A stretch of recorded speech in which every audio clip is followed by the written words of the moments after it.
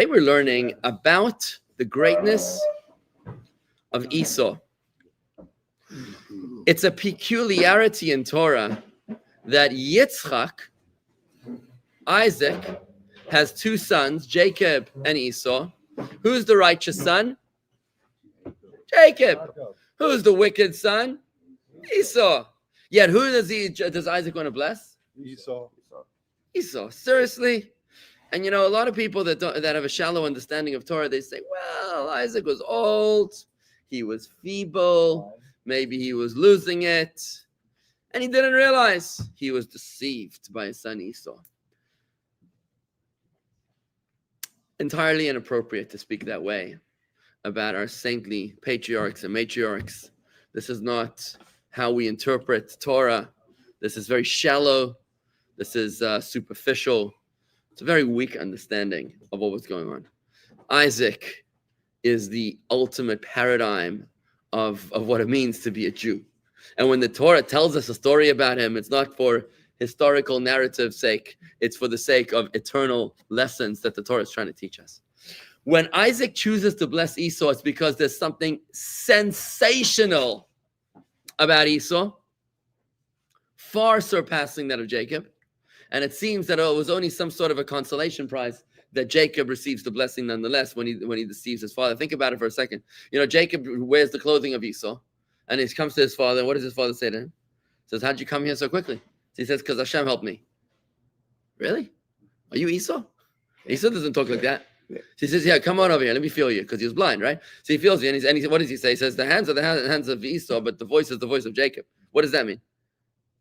He's like, I know who you are. And he proceeded to bless them anyways, right? He's like, look, I know you trouble what you're trying to do, but he proceeded to bless them anyways, right?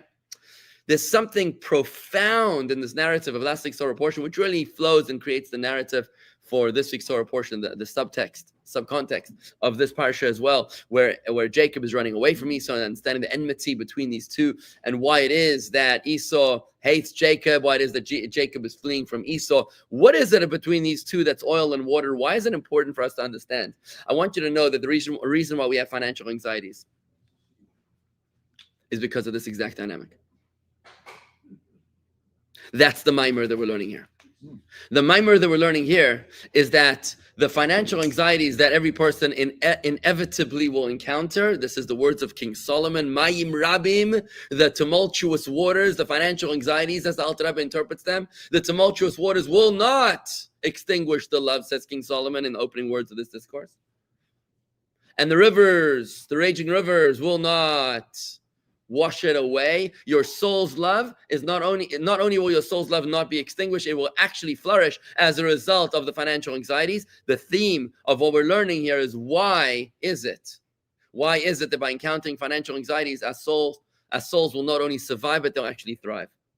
So what we've learned so far is that the way that you neutralize financial anxieties is through meditation. And we spoke about the 5 different kinds of meditation. Quick recap, what are the 5 kinds of meditation as taught by Rabbi Chaim Kesselman, who was actually my father's teacher in Kfar Chabad Yeshiva many moons ago. He taught the 5 forms of meditation. Number 1 is repetition. Mental replay, right? Mental replay of an idea in your head. Some people just don't do that. They just like the whole thing. Their mind, all it does is it just observes whatever's going on. They're like a moving commentary on whatever their eye sees. They don't actually ruminate on anything. Remember, for something to be kosher, an animal to be kosher, it's got to ruminate and have split hooves. What does ruminating mean on a spiritual level? Ruminating means that you have the ability to do level 1 meditation. That you chew over your ideas, the food that nourishes your soul. You're able to think it over and over and over and over. The second level of meditation is in your own words, paraphrasing the idea in your own words. The third level of meditation is brainstorming, lightning out, letting everything just hit you hard, right? ADHD. Number 4 meditation is to do so with the intent of an emotional connection. Level 5 meditation is melting into intimacy, where you lose sight of yourself. It's not even level 4 meditation. Emotion is about myself. It's about how I feel. If I feel something, then it means that I exist. Yesh mi she'oyev, to quote the language of Chassidus, I exist and I feel. But it's like Manas says, I love you, right? So if there's an I comes first, I'm the dominant, I'm the subject. Normally a sentence is subject, object, verb, right? Well, whatever, forget it. So, yeah, it's like I'm the object, right? It's all about me because I'm dominant. The level 5 meditation is about melting into intimacy, becoming one with the subject of your meditation, which in this case would either be it would be God, right? Becoming one with God, or in the metaphor which we use would be melting into marriage, oneness in marriage, intimacy with your spouse. Now, the Alter Rebbe asks a question in the Mayim. He asks a question. He's like, okay, so meditation might hold back the storm waters like a dike, D-Y-K-E, of Holland holding back the sea waters. But how, pray tell, asks the Alter Rebbe, how can it be that engaging with this kopdreinish, with this headache of financial anxieties, how is that exactly going to make me thrive? How is it going to allow my soul to flourish? How's that going to happen? So here the Alter Rebbe introduces us to the sensational concept, which looks esoteric, but it's not. He's going to show us when we understand how Esau is superior to Jacob, when we understand how headaches are better than normalcy, how war is better than peace. I know that sounds very, very emotionally upsetting. How anxiety is better than tranquility. When we appreciate the benefit of the chaos over the order, it's then that we will appreciate and understand why financial anxieties will allow us to thrive much more than just merely surviving. The language in Hasidic parlance is tohu and tikkun. Have you ever heard of those two expressions? Tohu and tikkun? You know what they are? You ever heard of them? Tohu and tikkun is two different worlds. We right now live in a world called tikkun, but this is not the first world that existed. I'm going to have to build some context over here. It's going to take me a little time to try to build the context. Flow with me, folks. But you understand the general context. We did the helicopter overview. Now we're boots on the ground. Now we're trying to do hand-to-hand combat over here on this idea, all right? Any questions coming in? Oh, I see we have Dr. Shore is with us. Look at that, from New York. Terry from Atlanta. We got Fran from Mexico today. And somebody from Ireland. Mazel tov. Okay, great. So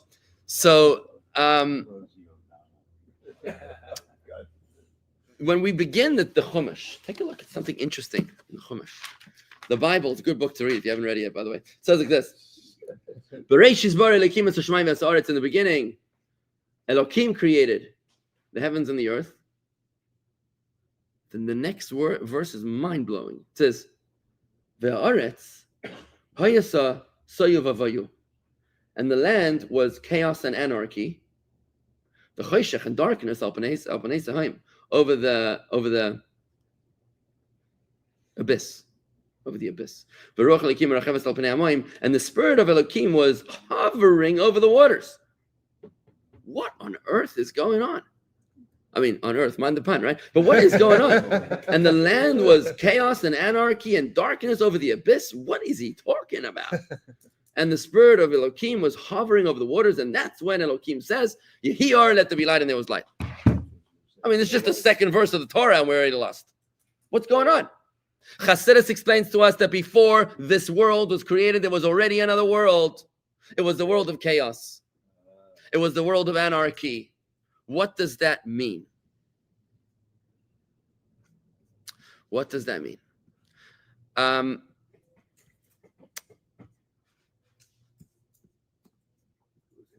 When you start a company, I'm sorry, what were you saying? So the rock existed. The rock, earth existed. Nope, it doesn't say that. It says there was a spirit of Elohim hovering over the waters.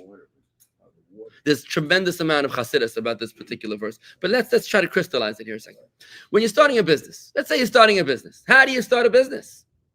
How do you start a business? Any ideas? Give me ideas, cuz. You have a plan. Concept. Plan, concept. What else? What else? Come on. Money. Form a corporation. Not necessarily. Purpose. Talk to me more about this. What does that mean? Purpose. That means You got a dream. vision. Oh, now I want to tell you something very interesting. What just happened over here? The three people over here that gave suggestions. What did you say again? Plan. Corporation, and you said something else. He said money. Money. All the three of you, the three people at the table versus Herman at the outside over there. The three of you, what you said was the body of the business. He referenced the soul of the business. Now, which is more important? Is it the vision? Is it the dream? Is it the passion?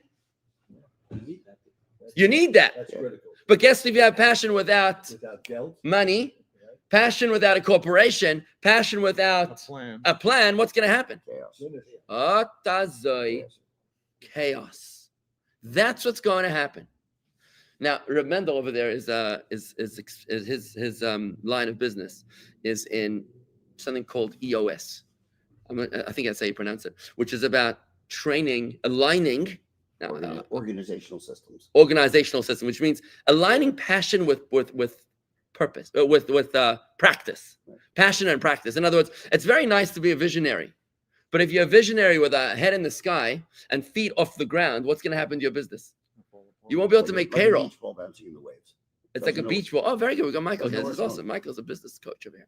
Perfect. So it's like a beach ball bouncing the waves. It's very nice, very colorful beach ball. Yeah. Very pretty, but you can't run a business like that, right?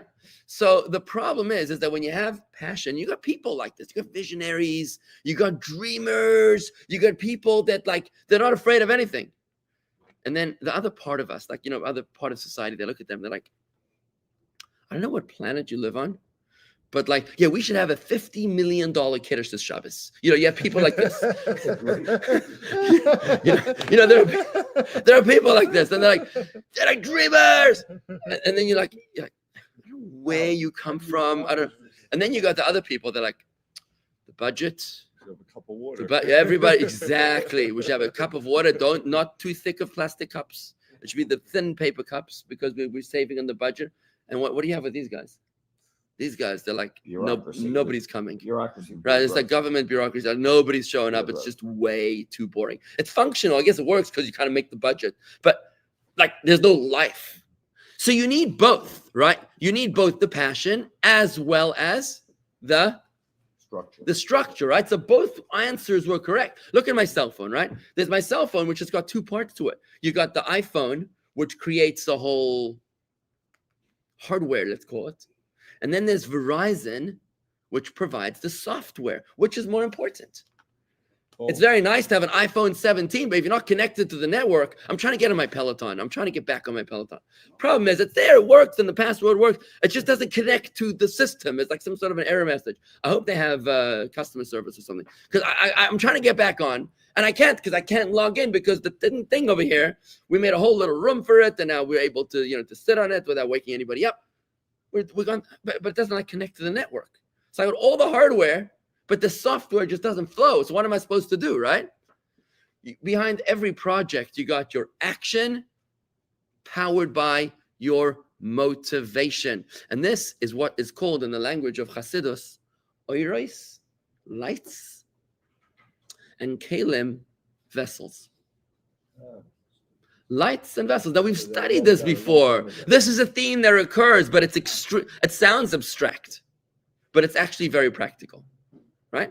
It's actually very practical. There's the passion, and there's the, Khan and I, we moved here. We're like, okay, we're gonna build a massive Jewish center in Palm Beach Gardens. It's gonna be amazing. We're gonna connect with every single Jew, no Jew left behind. That's the passion.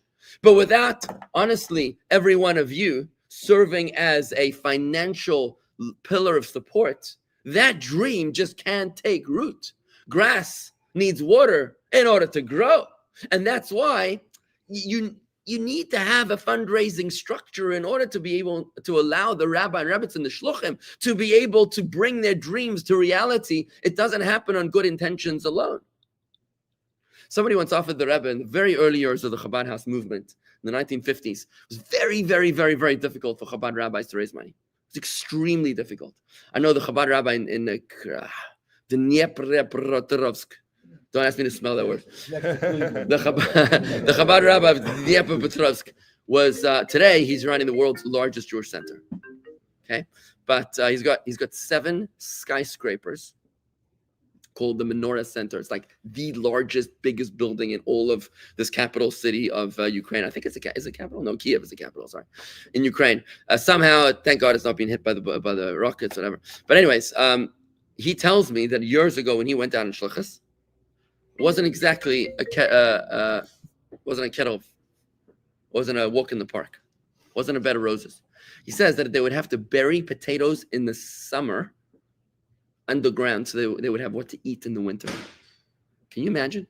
I mean, the depths of poverty and desperation. So in the early years of the Chabad house movement, the Rebbe, somebody offered the Rebbe to have every Chabad house not have no need to fundraise. Why? How would that work? Because every Chabad house would have some sort of an insurance company in the back. So the Chabad house would attract the people to come on in. You know, the rabbi's doing the leg work. Bring somebody in, sell them life insurance, health insurance, car insurance, some insurance, right? And then, you know, the referral goes to the Chabad, and the Chabad rabbi wouldn't need to fundraise. Amazing, right? Sounds a great deal. The Rebbe rejected it outright for two reasons. Number one, the first reason was because if they are not financially engaged in supporting the Chabad house, then how are they going to feel a sense of ownership? How are they going to feel a part of it, right? It's only when you donated the kiddush, when you donated a sitter, when you donate to the operating fund, when you have an annual pledge, an annual commitment to your shul, that you feel like an owner. You feel like an investor, right? And after the funds follow the hearts, right? Where you invest your money, you'll notice that you suddenly become emotionally attached, right? And if you don't have any financial attachment, then forget about it. You don't have an emotional attachment. You couldn't care less, right? Think about the companies that you're invested in and how you care suddenly about your views on climate change, and your views on foreign policy suddenly modify based upon where you're invested, right? And the second reason that I've said is, how can we deny our fellow Jews the extraordinary mitzvah of tzedakah, of charity, right? So why am I saying this whole story? Because the Chabad rabbi and Rebbe and the Shluchim, they bring the vision, the or, the light. But you need the balabatim, you need the members to be able to provide the kalim, the vessels. Together, you got a functional situation. But what would happen? What would happen if the shluchim come out and they say they're completely dismissive of the people? Let's say they come in arrogant, right, and not humble, or let's say they come in too forceful. You know, the Chabad rabbi in Hebron, he walks around with the Glock. So, yeah, to live in Hebron, it's a rough neighborhood. So that's how he gets donations. I said to him, that's one way to fundraise, you know. You come into the clock, you pack it, open carry. So, are you donating today? Printing, right? Is that what it's called, printing, right? When you show. So it's one way to do it, right? So imagine you come in a little too heavy-handed, right? What's going to happen to that kind of community? You're gonna push them away. You're going to push them away. You're going to push them away. On the flip side, what happens if the rabbi's too afraid?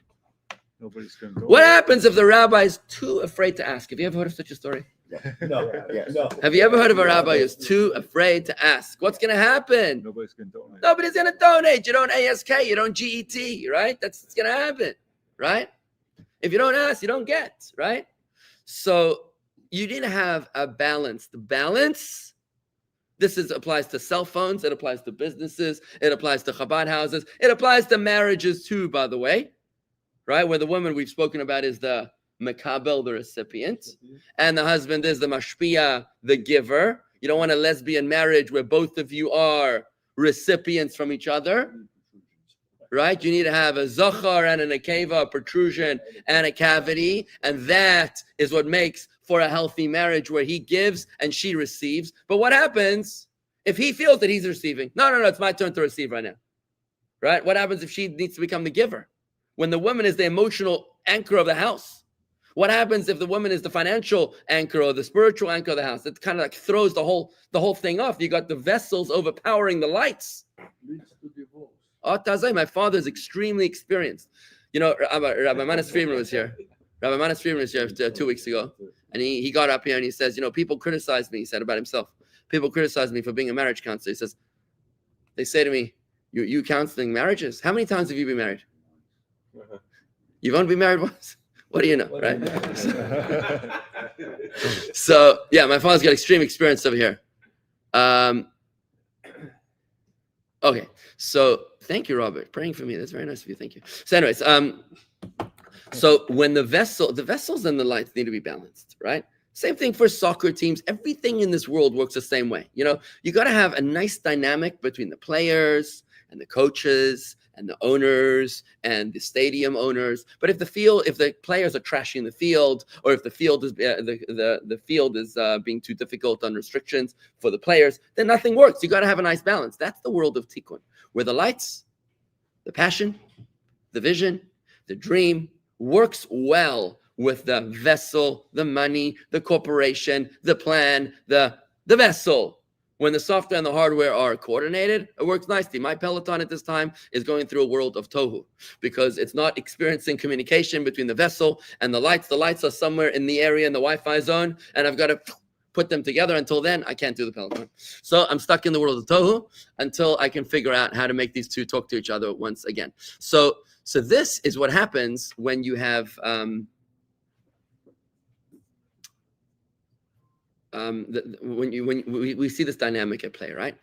It happens all the time. It's when you okay, I'm just thinking here a second. Hold on. Okay, now what normally happens is here. What normally happens is that the lights and the vessels learn to work together with each other. They're not exactly the same. You know, husband and wife are different. They're very different. Men and women, the dreamers and the doers are two different kinds of people. The software and the hardware, they're two different kinds of people, right? But they learn to work together. That's what makes a marriage. That's what makes marital bliss, where your concern for each other overrides your selfish interest, right? However, in a world of chaos, in a world of tohu, what happened is that the lights and the vessels turned their backs on each other. Either the lights overpowered the vessels, or the vessels were too rigid to allow the light to take root in them, right? Think of a candle, something as simple as a candle. You got the flame and you have the wick, and they've got to work together. The wick could be is like, let's say you have a little oil in a dish with a little wick, right? It's got to be able to contain the fire, right? What's going to happen if you put you got a little light bulb and you put in 10,000 watts in the light bulb, or volts, right? It's gonna blow. That's exactly what happened in the world of tohu, in the cryptic world that preceded our own.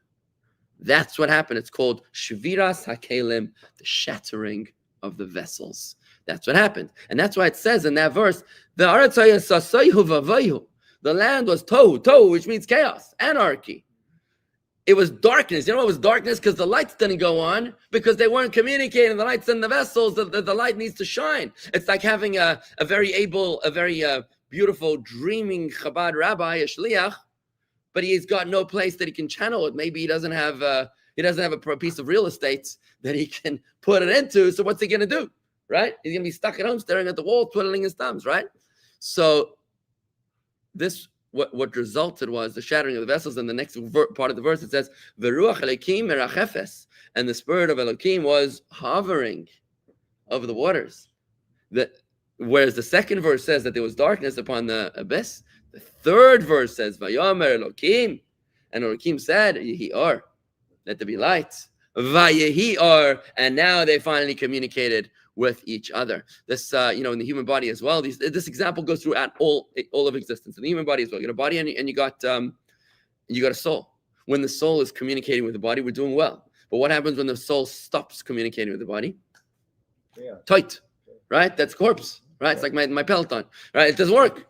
It just doesn't work, right? Or a part of the body might suddenly stop working, right? A finger.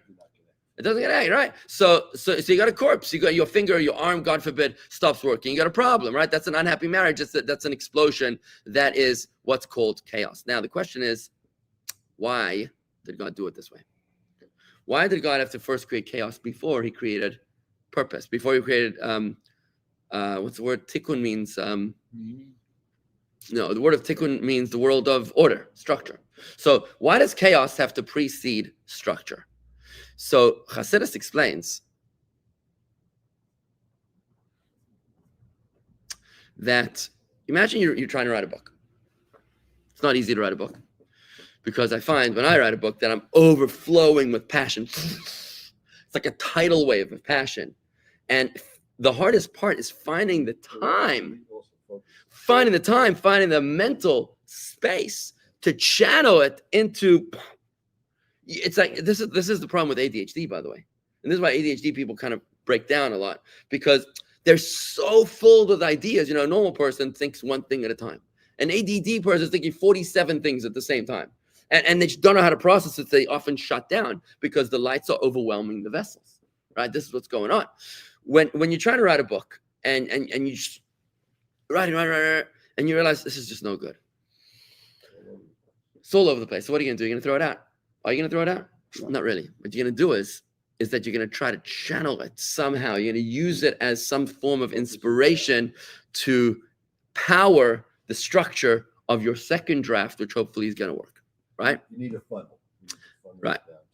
So in exactly the same way as tohu precedes tikkun, as chaos precedes structure, what's the first soul that enters into us? Godly soul. When does the godly soul enter into us? Mordechai, we learned this in Tanya. When does the godly soul enter into us? It starts at the bris. It finishes at the bar mitzvah. It's a 13-year process. Right? It's a 13-year process. It takes 13 years to start coming in at the bris, and it finishes entering at the bar mitzvah. When does the animal soul enter? Immediately, right away. There's a discussion in the Talmud if it starts at birth or at conception or before conception. There's a whole discussion. The animal soul, the animal soul is already fully entrenched before the godly soul gets its shoes on. Now the animal soul is tohu, is chaos, compared to the godly soul, which is tikkun. The godly soul understands function, understands purpose, understands balance, equilibrium. I'm here in this world in order to make this world a holy place. I'm here in this world to make this world a home for God. But the animal soul is just a wilde chai, is a pere adam, is a wilde mensch. What does he want to do? He just wants to procreate. He just wants to make money. He just wants to indulge. This is the animal soul. It's like a wild animal. Now, what's going to happen? If you take the wild animal, is a wild animal a bad thing? Is a raging ox a bad thing or a good thing? When is it a good thing? When it's used properly. When it's used properly. If you take the raging ox and you put a harness on it, a yoke, that's right, a yoke. You put a yoke on it. Now what's it going to do? It's going to walk around and around and around and around. It's going to thresh it's going to thresh your wheat, right? Imagine a human doing that. It would take you much longer. It's going to pull your wagon, right? It's going to be able to do much, much more than you were capable of doing by yourself. Because remember, the world of Torah is defined by passion. It's just misguided. The world of Tikkun is defined by structure, which is downright boring. So if you're able to channel the power of Tohu, the raging bull, and turn it into something that works for your godly soul, you make a marriage, you teach them how to work together. Now we're talking. And I want to say one more example is just something that just came to mind before your question. The ox, I said, shucks, slipped my mind. Go ahead. I'm sorry. So is that why? You know what just happened, by the way? I shouldn't give you an example. What just happened to me? What just happened to me was Tohu. Of course. I had an inspiration that's called Chachma. I had an inspiration that was Chachma, right? The Chachma is, and I just remembered what it was, by the way. So I just went through the process of Tohu and Tikkun in my own head. I just remembered while I'm talking. What happened was, Tohu is like where the lights overpower the vessel, right? And my mouth was talking while my brain was like, what's the word? Level 3 meditation is brainstorming. My brain was brainstorming while my mouth is talking. My mouth should have been focused. My mouth should have stopped. It was a disconnect, right? So I was like, too much light for the vessel to process, so I forgot it. But then when I started talking about the inspiration, even though I didn't grasp it yet, I was like, oh, I just remembered what it was. I'm going to tell you what it was before your question, because I want to channel Tikkun into Tohu. What I just remember was in Tanya chapter 1, it says that King David says, it's quoted in chapter 1 of Tanya, that King David says, "V'libi cholal b'kirbi," my heart is hollow within me. Hollow. What does that mean? My heart is hollow within me. The Alter Rebbe is defining what a tzaddik is.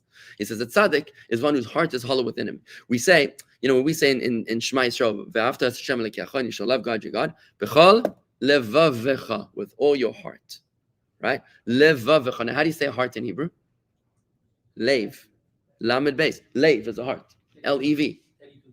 Yeah, all right. You shall love God with your heart. Now, it should say libecha, lamed Beis, and the chaf is a suffix, which is a possession, which means your heart, right? So why is there levavcha lamed beis beis chaf, or lamed beis beis chaf? Why is that an extra vase? Why is there two vases? There's somebody there. Don't worry. There's people there.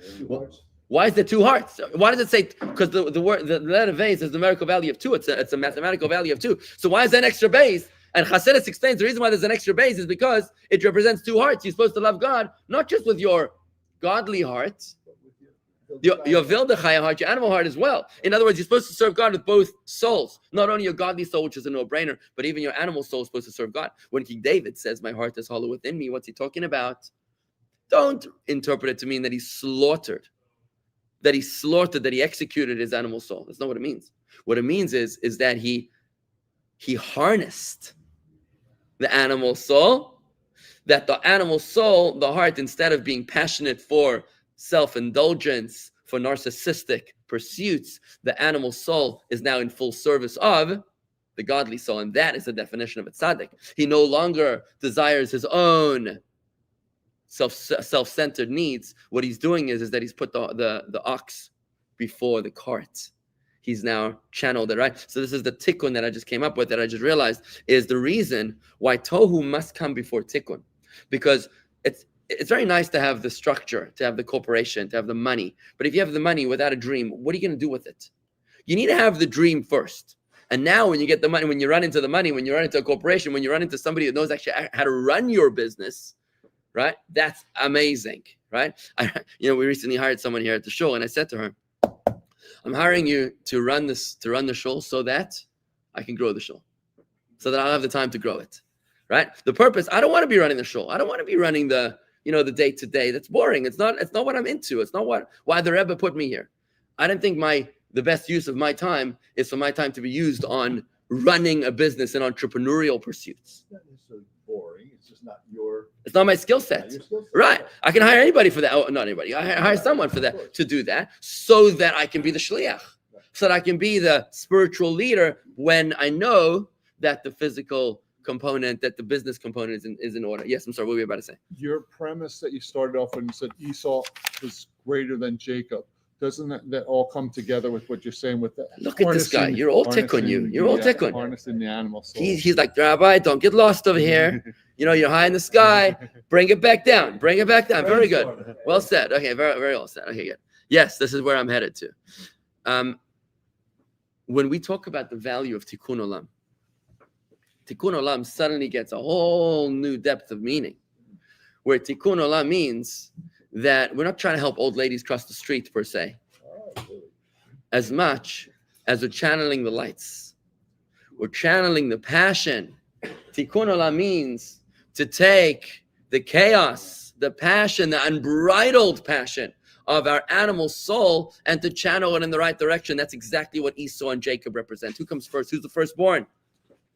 Esau comes before Jacob, because chaos comes before order, tohu comes before tikkun, the animal soul comes before the godly soul.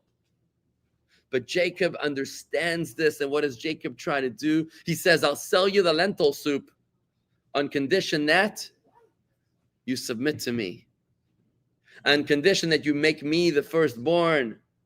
Isaac didn't know about that yet.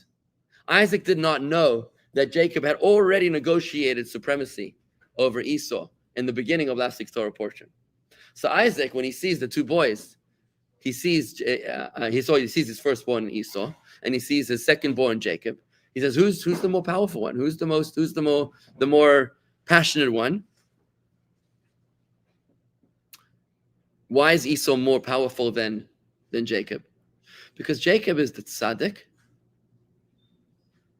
and Esau is the Beinani, or the Rasha, the one who's struggling with evil, grappling with darkness, and has the power to transform it. The ability to transform the darkness into light is sensational. We all know the atheist that is apathetic and indifferent and mocks us for our spiritual endeavors. What's the rabbi brainwashing you with that you go to Chabad, right? Those people? We all know people like that, right? You can't even engage with them, right? There's nobody even to talk to, you know what I mean? Like you can't even communicate with these people. You can't even begin the conversation. But imagine that there was someone who was, the dog whisperer. Imagine there was the atheist whisperer. right? Imagine there was the guy that would be able to talk to these guys and turn them around. The Rebbe did this.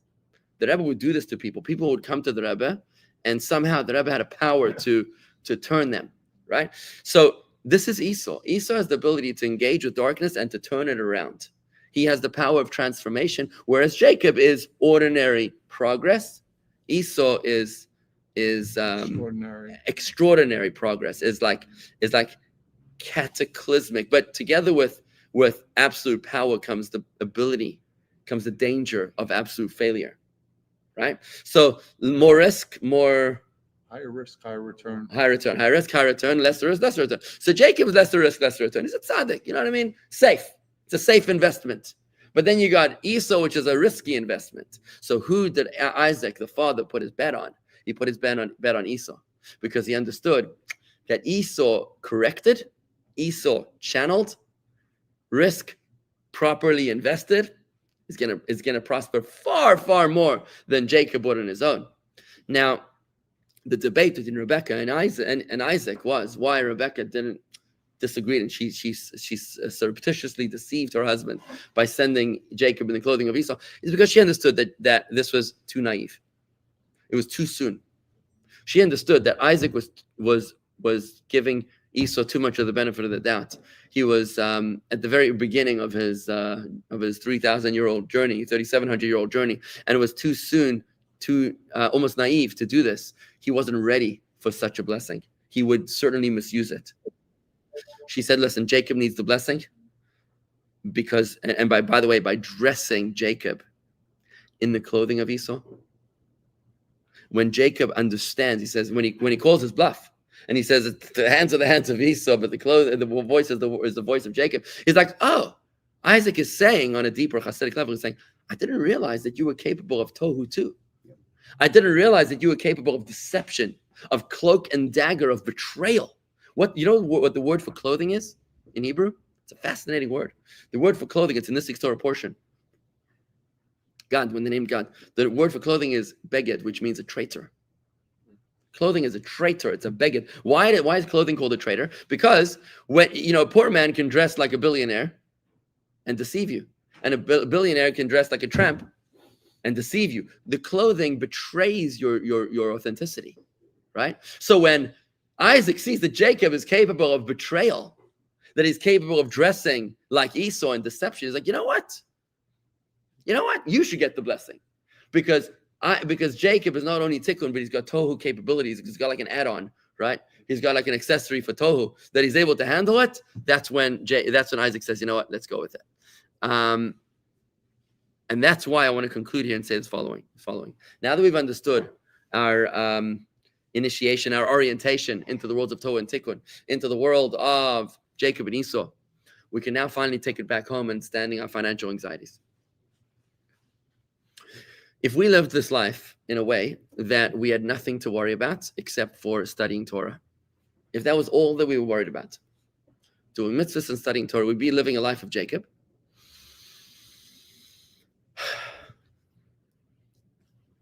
We'd be grappling with our godly soul all day, all night, and we'd never engage our animal soul. It'd be boring. Life would be straightforward, but it would be lacking in color. There'd be very little transformation. Remember what Isaac tells Esau? He says, go out and hunt before I bless you. Vaseli matamim, and give me delicacies. Rashi explains, what's delicacies? He wanted sweet and savory foods. Sweet and savory. Jacob is sweetness. You don't need to develop any child enjoys Coca-Cola, but to appreciate Pinot Noir, right? Even I don't appreciate Pinot Noir, right? Yet. Not yet. Took me a while. So recently I started appreciating Chardonnay. What's the white wine? Chardonnay? Is that the white wine? Like the sour grapes, right? So it takes a lot of time to learn to appreciate the counterintuitive, right? He says, make me two delicacies, sweet and savory. The savory is like the pickle. It's like the hot pepper, which is initially disgusting, but we recoil, but we learn to appreciate it later. He said, because you're Esau. You're Esau, the one who's capable of transformation. But when Jacob comes in preparing both of these foods, he's already prepared the two foods.